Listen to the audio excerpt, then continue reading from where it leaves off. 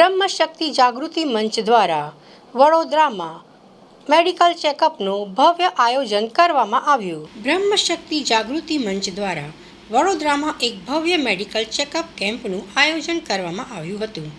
મંચના પ્રદેશ અધ્યક્ષ મીનાબેન મહેતા અને વડોદરાના પ્રમુખ કીર્તિબેન પંડ્યાના નેતૃત્વમાં યોજાયેલા આ કેમ્પનું ઉદ્ઘાટન ડભોઈના ધારાસભ્ય અને ગુજરાત બ્રહ્મ સમાજના પ્રમુખ શૈલેષભાઈ મહેતા દ્વારા કરાયું હતું.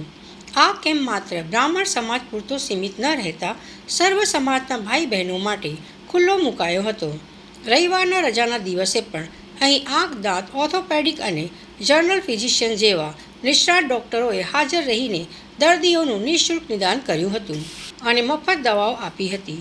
વક્તાએ આ સેવા કાર્ય બદલ સમગ્ર ટીમ અને તબીબોનો આભાર વ્યક્ત કર્યો હતો. શક્તિ જાગૃતિ મંચ વડોદરા શહેર ખાતે ખૂબ કાર્યરત છે.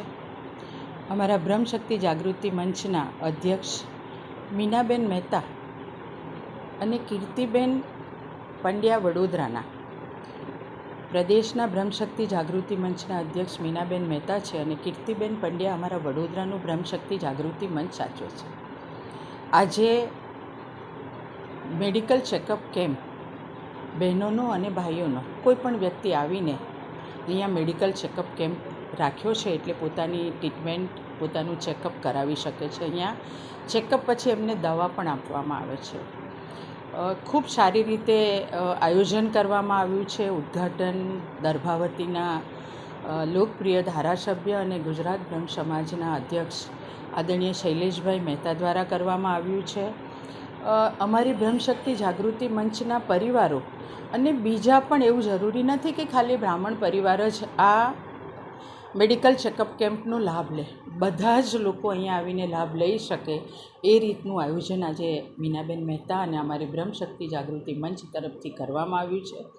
જે લાભાર્થી છે એમને પણ ખૂબ અભિનંદન આપું છું.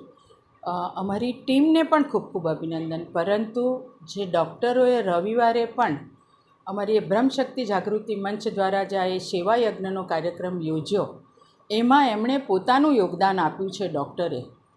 તો ડૉક્ટરને પણ હું ખૂબ ખૂબ અભિનંદન આપું છું. આઈસ ડૉક્ટર છે, તીથના ડૉક્ટર છે, આખું મેડિકલ ચેકઅપ કરે છે, સાથે ઓર્થો ડૉક્ટર છે. એટલે બધા જ અલગ અલગ બીમારીના ડૉક્ટર અહીંયા ઉપસ્થિત છે.